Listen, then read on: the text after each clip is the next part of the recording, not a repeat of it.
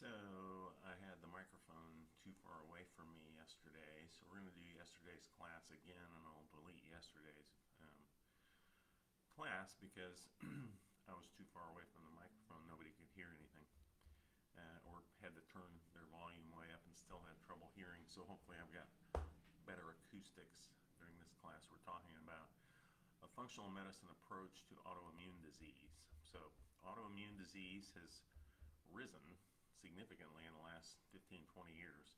And the root cause is always the same. So your immune system, supposed to be protecting you from invading microorganisms, turns against your own body and attacks your own cells instead. And determining what type of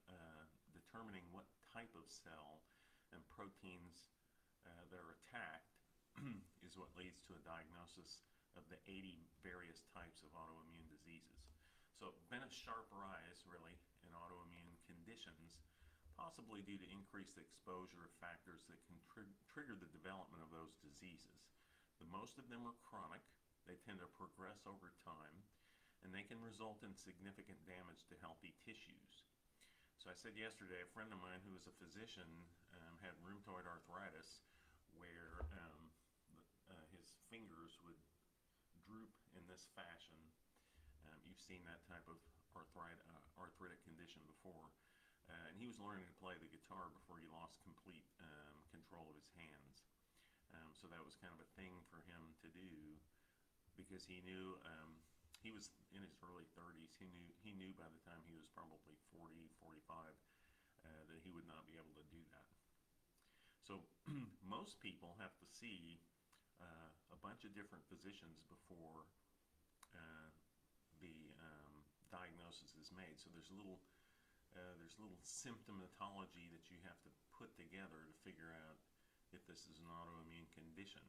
So most of these people feel helpless. They're slaves to a disease they don't know the name of, and they feel powerless to improve their health and the way they feel. So part of this class is to tell you what you can do without having to take all the nasty toxic medications that are prescribed that don't cure the disease. They just depress the symptoms. But so many of them have side effects that are worse than the symptoms. A lot of people won't take the medications. So the role of the factors that can trigger development of autoimmune diseases and the right ways to protect yourself from the serious complications of those diseases is the point of this class.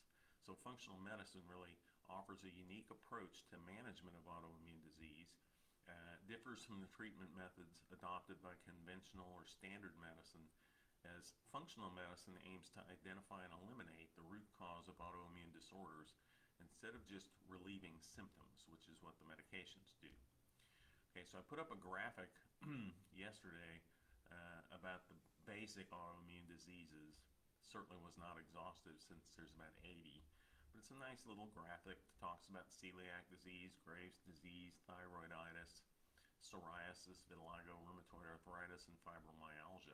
So really the primary function of an immune system is to protect your body against infections and other toxins, pollutants, irritants that can be harmful to the cells of your body. And so your own immune system is unique into what you have been exposed to environmentally and also by your genetics. So the earliest part of your immune response is pretty much dependent on the transfer of antibodies from the mother to the baby until an infant is strong enough to develop their own immune response. So there are certain types of immune factors that are only transferred from mother to baby by breastfeeding. So one of the reasons for recommending breastfeeding is transfer of that immunity. And then autoimmunity is an abnormal response of the immune system when the immune cells attack and damage the body's own tissues. Okay, so it can be from a failure of the immune system to recognize the body's tissues as its own. So the immune system in an autoimmune disorder considers healthy tissue as foreign bodies that must be destroyed. So it stimulates an immune response similar to the one that's triggered for toxins, pollutants, and fighting infections. Okay? But if you're attacking your own body, you are destroying your own tissues, which is the whole issue with autoimmune disorders. So, for instance, when the immune system attacks the thyroid, as considering the thyroid gland itself as a foreign body, the immune system may attack and destroy that gland, and that's called Hashimoto's disease. Rheumatoid arthritis develops when the immune cells attack and destroy the healthy tissues of the bones and joints, which are considered by the immune system to be harmful to the body, even though they're not. So the harm to the body is the attack of the immune system on its own tissues. So some of the others, lupus, I've diagnosed a lot of people with systemic lupus erythematosus. The signs and symptoms are very subtle, so you have to kind of listen and pay attention. There's type 1 diabetes, which is an immune attack against the pancreas. Celiac disease, scleroderma, Graves' disease, there's multiple sclerosis, and again, there's 80 of them. So the treatment really should be aimed at identifying the factors that trigger the immune system, causing it to mount an abnormal response against healthy tissue. So we're going to talk about 10 of them. 10 of the reasons that can lead to an abnormal immune response. First of all, so number 1 is abnormal gut flora. And we talked about the microbiome in class about 3 or 4 months ago, and how important the microbiome, the symbiotic relationship between bacteria and the host, us, the bacteria that we carry in our intestines. 80% of your immune response is actually intestinal. So gut flora are directly linked to the health of a total organism. And so weak gut flora that can attack diverse strains of healthy bacteria contribute to the development of autoimmune disorders. It can increase your risk of leaky gut syndrome, which most GI doctors think is a false narrative, but there really is leaky gut syndrome. I teach it in physiology every semester. Intestinal dysbiosis, where you get abnormal gut flora, and then imbalances in the microbiome. So the gut bacteria support our immune system, and when those bacteria are destroyed, our first immune response to disease also gets destroyed. So leaky gut syndrome can cause the intestinal lining to get inflamed, and then the microvilli, which increase the surface area for absorption, become damaged or altered. And the microvilli actually increase the surface area of the intestine to the size of a tennis court. Okay, so if you laid the intestine completely out and flattened all the microvilli, it would cover a tennis court. So the damaged microvilli, remember there's border enzymes that are produced in the cell wall of the microvilli. So damaged microvilli cannot produce those necessary enzymes and secretions that are essential for healthy digestion and then for absorption of nutrients. And then as the damage progresses to the tight junctions, the gaps between cells become wider and wider. So remember, your intestinal lining is only one cell layer. And the idea behind gap junctions or tight gap junctions is to force material to go through the cell to be metabolized, as opposed to between the cells and right into the bloodstream without metabolic intervention. So damage to that tight junctional barrier, followed by the invasion of harmful substances, leads to inflammation, and then the immune system produces antibodies to fight off those molecules as they are perceived as antigens. So antibodies are made. So there is a higher correlation of intestinal permeability to autoimmune disease due to a combination of inflammation, dysbiosis, abnormal gut flora, and genetic predispositions. And so intestinal permeability or leaky gut, so meaning things get into your bloodstream that shouldn't, reduces the absorption of the essential nutrients that are needed for cellular function and detoxification, as well as for normal cognitive thinking and brain function, tissue repair, and it can decrease your energy, cause mood destabilization, reduce your cognitive function, your ability to think, and reduces your gut repair. And remember, your intestinal lining is replaced. You get a new stomach lining every 2 or 3 days. Small intestine, similar, maybe every 4 days, 4 to 5 days, you get a new intestinal lining. Number 2, food sensitivities. Those can trigger your immune system, resulting in activation of the immune system. And eliminating foods that can cause inflammation in the gut is one of the best ways to inhibit an abnormal immune response and prevent the progression of the autoimmune disorders. So gluten and dairy are the two common ones that you've heard about, and they're prominent causes for immune dysregulation and contributing factors to autoimmune disorders.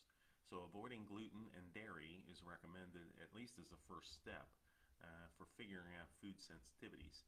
Okay, you can also maintain a food diary and basically eliminate all the foods, specifically processed foods and sugar, from your diet for about 30 days and then reintroduce them one at a time and keep a food diary. Once you start getting symptoms like joint pain and stuffiness, skin rashes, and itching, that helps you identify the possible food triggers that are dysregulating your immune system.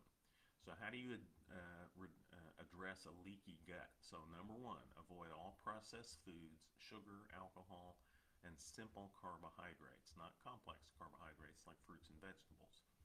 Number two, avoid any foods that causes allergies or sensitivities.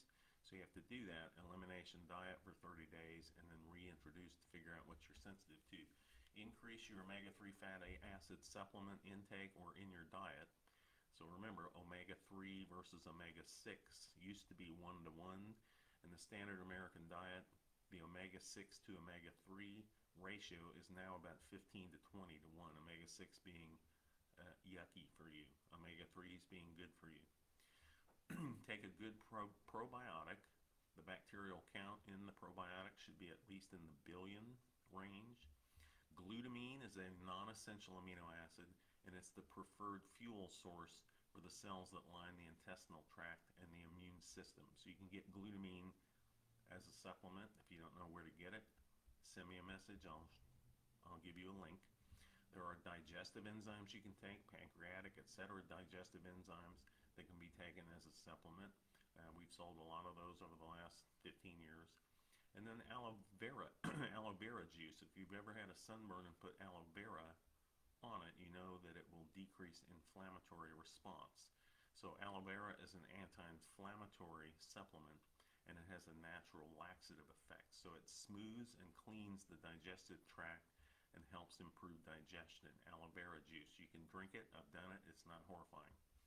And then slippery elm is another supplement used for inflammation and to decrease ulceration of the gastrointestinal tract, decrease the symptoms of ulcerative colitis and Crohn's disease, gastritis, diarrhea, diverticulitis, enteritis, and constipation. Slippery elm. Increase your zinc intake to 15 to 30 milligrams a day. That was recommended for this most recent viral issue that we've gone through over the last 15 months. Zinc at 30 to 50 milligrams a day, a typical dose, and they found that 20 to 30 is plenty. You just have to get it into the cell. So if you're taking omega-3, that's a zinc ionophore, and it helps zinc get into your cell where it can disrupt viral replication of the mRNA virus. But it also supports intestinal health. And then I have a friend in Columbia, physician, functional medicine doctor, that uses ozone therapy for reducing inflammatory disorders as well. Uses it all the time. Okay, number 3 for factors that can trigger the and dysregulatory autoimmune response is nutritional deficiencies, which goes along with leaky gut. So if you have deficiencies of vitamin D, zinc, vitamin C, glutathione, and healthy fats like omega-3s, that can affect your immune system function. That may be due to deficiencies in your diet, or it may be from poor digestive function, where the breakdown, assimilation, and absorption of nutrients in the intestines are affected by dysbiosis or an abnormal microbiome. So ensure your diet contains all the essential vitamins, minerals, and other nutrients that help with optimum functioning of the immune system, and that's key to preventing those disorders. Okay, you can also help with your healthy gut function by limiting sugar intake. I'm going to keep saying that. Avoid sugar. And that also improves your gut flora to help your nutrients be absorbed correctly. Okay, glutathione, you can get that. Morpheus IV Hydration, for those of you in Columbia, you can get IV glutathione through them. The worst way to take glutathione is by mouth. You can also go intramuscular injections of glutathione once a week. Not quite as effective as IV, a little bit cheaper overall. If you're interested in that, send me a message. I'll get you a way to get that. Number 4, with factors on autoimmune dysregulation, is chronic inflammation, which is the basis of most chronic disease.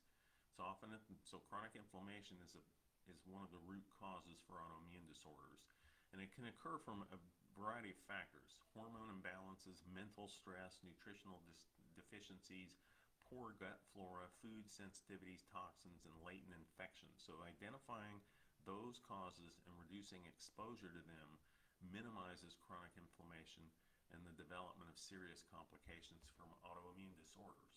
And so you noticed, if you've listened to me before, all of this fits my SHINING protocol, which stands for S, sleep; H, hormone imbalance or hormone balance; I, inflammation; N, nutrition; the second I is immunity; the second N is natural approaches; and G is get moving. You have to be active. Okay, so number 5 factor, immune system dysregulation from inflammation and oxidative stress or reactive oxygen species or free radical damage. That involves formation of hydrogen peroxide by the cells, which typically gets broken down to water and CO2, but not always. You get superoxides, so oxygen molecules with a free electron that's running around inflaming you by basically shocking you on the inside, even though you can't feel it. So the use of natural anti-inflammatories and antioxidative agents like glutathione, vitamin C, curcumin, which is the most studied anti-inflammatory supplement on the planet in the history of medicine. So that can reverse oxidative stress changes and chronic inflammation, and restore healthy immunity and protect you from these disorders. Number 6 is chronic infections. So that would be so the I in SHINING can be infection, inflammation, and immunity. There's no third I in SHINING. So infection and inflammation are the first I. So that can be bacterial infections, fungi, viruses, parasites. They can all trigger an abnormal response of the immune system and lead to the development of an autoimmune disorder. So intestinal dysbiosis and abnormal gut bacteria due to the overgrowth of harmful bacteria and parasites and fungi in your gut can put you at risk for developing an autoimmune disorder. So this all goes again to the intestinal function, leaky gut, and then there's a condition called small intestinal bacterial overgrowth. That can be tested with a breath test. So those are common factors that contribute to the development of autoimmune disease like inflammatory bowel disease, celiac disease, scleroderma, Hashimoto's, hypothyroidism. Number 7 is toxic exposure. Chemicals, air pollutants, cosmetics, and additives to preservatives in food can create an adverse impact on our immune system, resulting in chronic inflammation and oxidative stress, which goes along with the two factors before this. So avoiding chemically based cosmetics, eating freshly cooked meals at home can minimize your exposure to harmful toxins. You want to shop the periphery of a grocery store. Stay out of, don't eat things that come in boxes. They're processed.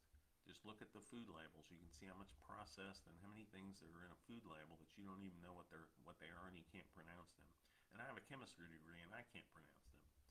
Number 8, hormone imbalance, the H of the SHINING protocol. So imbalances in the production and release of insulin, estrogen, progesterone, and testosterone contribute to chronic inflammation and worsen your risk of autoimmune disease. So the inflammatory insulin surge is more common in diabetics, but remember, you do have an insulin spike anytime you eat. You can actually have an insulin spike from the aromas of food or the memories of food. So inflammatory spikes can happen even in healthy people that do not have diabetes, but remember, prior to diabetes you develop insulin resistance and then metabolic syndrome, then weight gain, obesity, and eventually type 2 diabetes. Not all diabetics are obese, not all of them are overweight, but they all have had insulin resistance if they're type 2 diabetics. So it's advisable, again, to minimize your intake of sugar to prevent insulin inflammatory surges that can worsen inflammation and worsen insulin resistance. So hormone balance is key. It's the H in the shining protocol. Number 9 is chronic stress. Also contributes to inflammation and immunologic disturbances, leads to hormone imbalances by creating disruptions in the level of cortisol and your feel-good hormones, serotonin and dopamine. Chronic stress can also worsen nutrient depletion. So addressing factors with a counselor, psychologist, psychiatrist, LPC, cognitive behavioral therapy, etc., can be a great way to avoid those triggers. And then that goes along with number 10, which is emotional trauma. Common cause for response of relapse and frequent exacerbations of the symptoms of those who have autoimmune disorders, and can lead to the development of those disorders. So people with autoimmune disease know that emotional trauma and chronic stress spikes up their symptomatic surges, so it can bring them out of remission from active symptomatology. So adopting stress relieving methods, yoga, meditation, deep breathing from the Buddha from way back when, can help you face difficult life situations with ease and confidence to avoid repeated episodes or exacerbations of autoimmune disorders. So may take you some help. I have plenty of people that are LPCs and psychologists. I have yoga instructors. I have meditative people and breathing people. If you need help with all that, I can get you linked up with the proper person. And most of this is done on the internet. It's basically, you don't have to be at a specific place to get counseling and help from people that are doing things remotely. So functional medicine coaching, which is what I do. We analyze symptoms. We correlate them to a number of factors, including diet, family history, the stress you're experiencing, trying to identify triggers, and then linking you with a functional medicine doctor that can help if there's anything prescriptive needed. So there can be testing involved, and of course, I think blood testing, urine testing, saliva testing is all helpful. And now they have even finger stick testing for a lot of comprehensive tests. The basic test, which your primary doctor probably runs once a year, is a complete blood count with differentials, which measures white blood cell response to potentially chronic inflammation. And the differential tells you how much of each type of white blood cell is circulating. So looking at the differential is kind of a deal. It's kind of a thing. Hormone tests, testing levels of progesterone, estrogen, insulin, and testosterone, along with thyroid hormone testing. Remember, we talked about the full thyroid panel, including antibodies and antigen tests last week, if you haven't had those. So there's a detection for Hashimoto's antibodies if thyroiditis is suspected. You can also do a comprehensive stool analysis, including microbiome testing of the microbiome of the intestine itself. It tells you what's in there. You can do a breath test for small intestinal bacterial overgrowth. That's an easy link. It can be done through Life Extension. Remember, Life Extension's testing is all on sale until I think the second week of July. So all of them are 25% off. And if you need a link, send me a message. You can do nutritional testing and measure vitamin levels, minerals, healthy fats. We talked about measuring iron and selenium in thyroid dysfunctional people last week. That's usually not done. You can look at antioxidants, amino acids, omega-3 to omega-6 ratios. C-reactive protein is a generalized inflammatory marker. And then there's high sensitivity C-reactive protein, which is specific to the heart. C-reactive protein is not specific except the high sensitivity one. But if you have a C-reactive protein spike, there's something inflamed going on inside of you. And then we've talked about the MTHFR genetic mutation for methylation and folic acid and B12 deficiency, and then homocysteine, which is an inflammatory marker as well. So identifying issues related to those two. I've always said if you only gave me one hormone test and one generalized test to do, it would be a DHEA S level and a homocysteine level. Okay. And then you can do food allergy testing.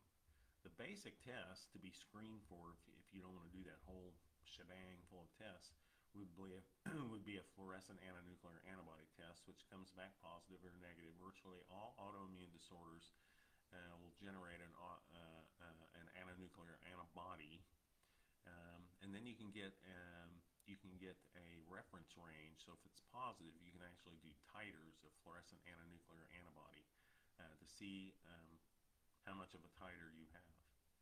So autoimmune disorders can be treated more effectively by identifying and eliminating the root cause responsible for that disorder.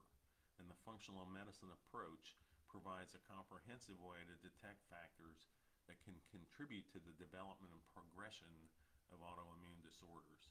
And you also have the ability to potentially heal the immune system and then follow a proactive and personalized approach to improving health and wellness, even if you have one of those disorders that specifically you get a diagnosis well for.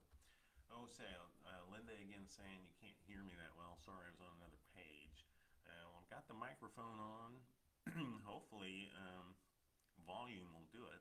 Thanks for joining me. We're at 26 minutes, and I'm going to sign off, and we'll talk again tomorrow. Probably going back into the what happens when you eat wheat, or what can potentially happen if you eat wheat. So, have a great day. It's nice and sunny here. It's still supposed to rain. Oklahoma, it's still raining, so it's still headed this way. I'll talk to you tomorrow. Have a great day. Bye.